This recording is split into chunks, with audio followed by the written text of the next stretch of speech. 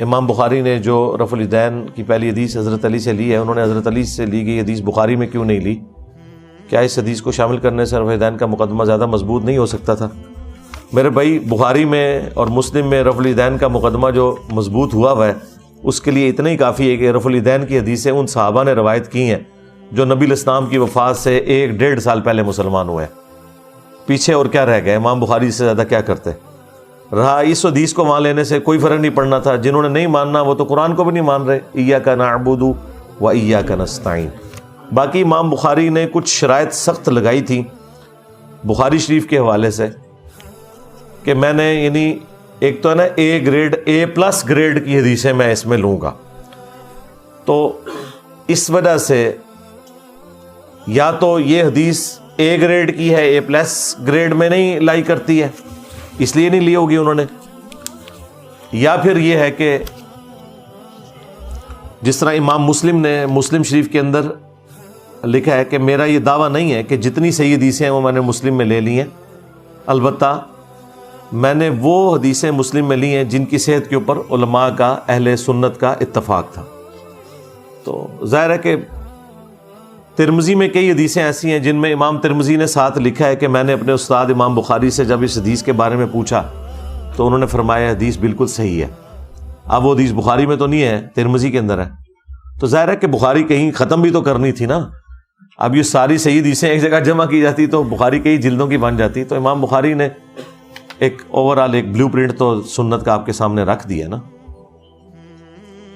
اکثر جمعہ کے خطبے کے دوران مولوی حضرات جعلی حدیثیں اور جھوٹی کہانیاں بیان کرتے ہیں، اس صورت میں ہمارا دل ان کے پیچھے نماز ادا کرنے پر مطمئن نہیں ہوتا۔ نہیں، نماز تو آپ ادا کریں، آپ جمعے کے بعد ان سے جا کے ملیں، پیار محبت سے انہیں کوئی گفٹ دیں، ان کی اصلاح کی کوشش کریں، بجائے یہ کہ آپ لوگ مسجد چھوڑ کے بھاگ جائیں گے۔ یہی تو وہ چاہتے ہیں، آج تک یہی ہوتا رہا کہ جسے بات سمجھ آئی مسجد چھوڑ کے سائڈ پہ ہو گیا اور شیطان ننگا ناچتا رہے۔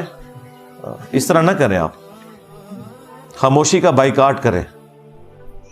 میں نے آپ کی قرآن کلاس کے 10 پارے سن لیے ہیں اور حفظ بھی کر لیے ہیں، اب آپ مشکات بھی ریکارڈ کریں۔ مشکات ریکارڈ کرنے کی ضرورت نہیں میرے بھائی، مشکات سے زیادہ ریکارڈنگ قرآن کی 10 کلاسز میں 10 پاروں میں ہو چکی ہوئی ہے، کہ جو کراس ریفرنس کے طور پہ آپ کو آیات اور احادیث چاہیے وہ میں آلریڈی قرآن کی تفسیر میں ساتھ بیان کرتا ہوں، ٹھیک ہے۔ ہاں، یہ اب قرآن کی یہ والی تفسیر مکمل ہوئی تو پھر سوچیں گے۔ اسلام میں آپ نے درس قرآن دینا ہے، درس حدیث الگ سے دینے کی کوئی ضرورت نہیں ہے۔ قرآن ہماری ٹیکسٹ بک ہے، اس کے ذیل میں آپ نے حدیثیں بیان کرنی ہے، نہ کہ حدیث کو ٹاپک بنا کے ان معاملات کے اندر۔ اسی وجہ سے تو حضرت عمر پھر آپ کو پتہ ہے کوڑا اٹھایا ہوا تھا انہوں نے، ایمفسائز قرآن کے اوپر کرنا ہے۔ آپ نے جز رفع الیدین کی پہلی حدیث بیان کی ہے، اس میں ایک راوی ہے عبد الرحمن بن زیاد، ضعیف ہے، اس پر آپ کا کیا موقف ہے؟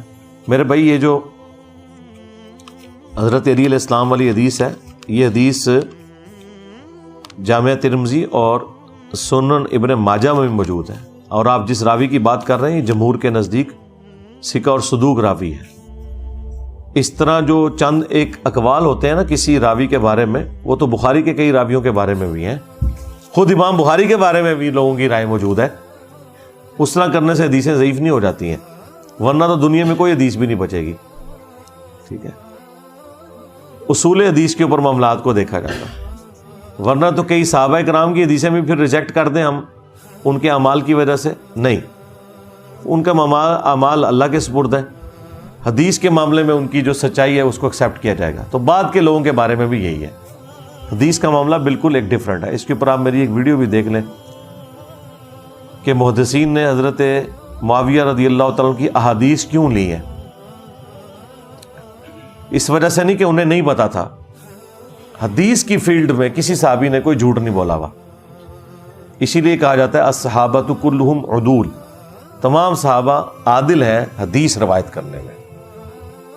یہ گناہ اللہ کے فضل سے اللہ نے محفوظ رکھا ہے صحابہ کرام علیہم رضوان کو، اور ان کے بعد بھی جو لوگ اس طرح کے ہیں کہ جن کے اپنے عقائد و نظریات ہیں، کوئی خارجی ہے، کوئی ناصبی ہے، کوئی رافضی ہے، لیکن وہ جھوٹا نہیں ہے، سچا ہے، تو اس کی روایت بھی قبول کی جائے گی۔ یہ حدیث کا اصول ہے، اور یہ کوئی میں نے نہیں بنایا ہوا، شروع سے ہے۔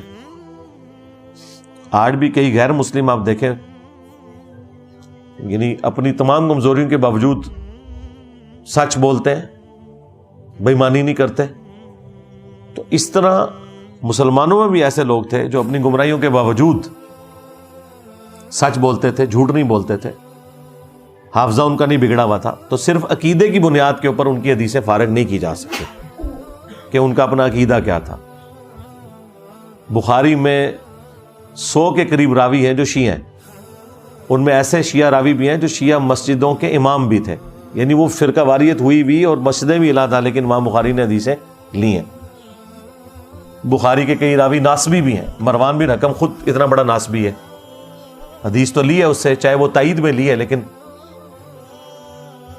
پھر یہاں پہ ترجمہ کرنے والوں نے اس کے ساتھ رحمت اللہ علیہ بھی لکھ دیا ہوا ہے, رضی اللہ عنہ بھی لکھ دیا ہوا ہے مروان بن حکم کے ساتھ کہ بھی وہ راوی ہو گیا. راوی ہونے کا مطلب نہیں کہ پاک صاف ہو گیا. راوی ہونے کا مطلب یہ ہے کہ حدیث اس کی یہ درست ہے, باقی وہ اپنے اعمال کا جواب دہ خود ہوگا. سیدھی سی بات ہے. جس طرح بخاری میں حدیث ہے کہ وہ 3 راتوں سے جو تیرا مہمان تھا ابو ہریرہ شیطان تھا, ہے وہ جھوٹا لیکن اس نے بات سچی کی ہے.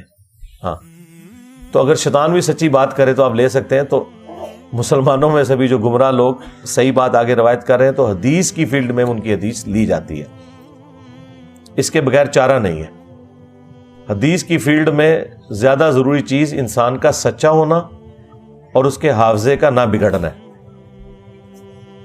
امام مسلم مقدمے میں نہیں لکھ رہے کہ میں نے سب سے زیادہ جھوٹ بولتے ہوئے نیک لوگوں کو دیکھا ہے, اور فی البدی ان کی زبان سے جھوٹ جاری ہوتا ہے. آج بھی دیکھ لیں جتنے یہ وائزین کہانیوں والے ہیں, شکلیں دیکھیں کتنی ان کی مومنوں والی ہیں, سب سے زیادہ کہانیاں وہ لوگ سناتے ہیں. تو امام مسلم نے بھی صوفیوں کے اوپر ٹانٹ کیا تھا کہ میں نے سب سے زیادہ جھوٹ بولتے ہوئے نیک لوگوں کو دیکھا ہے. تو اب مجھے بتائیں, نیک ہونا کسی کا چاٹنا ہے, اس کا عقیدہ بھی ٹھیک ہے وہ جھوٹا, اپنے فرقے کو یا اپنے عقیدے کو اونچا کرنے کے لیے جھوٹ بول دیتا ہے, تو حدیث اس کی نہیں محدثین لیتے تھے. اور سائملٹینیس کنٹراسٹ یہ کہ بندہ بد عقیدہ تھا لیکن وہ جھوٹ نہیں بولتا تھا, اس کی حدیث لی ہے. اور یہ عقل بھی تقاضا کرتی ہے کہ جو جھوٹ نہ بولتا ہو, حافظہ نہ اس کا بگڑا ہوا ہو, اس کے اپنے ذاتی کردار اللہ کے سپرد, آپ اسے حدیث لیں گے. لیں جی, یہ پورا آپ کا تھدا اللہ کے فضل سے میں نے ختم کر دیا ہے. جتنی پرچیاں میرے پاس آئی تھیں وہ میں نے جو برکت کے لیے یہاں بیٹھنے والا معاملہ ہم کرتے ہیں وہ کور کر دیے. باقی تو پرچیاں آپ ابھی بھی اتنی اور لکھ کے آگے کر دیں گے لیکن اس کا کوئی فائدہ نہیں ہے.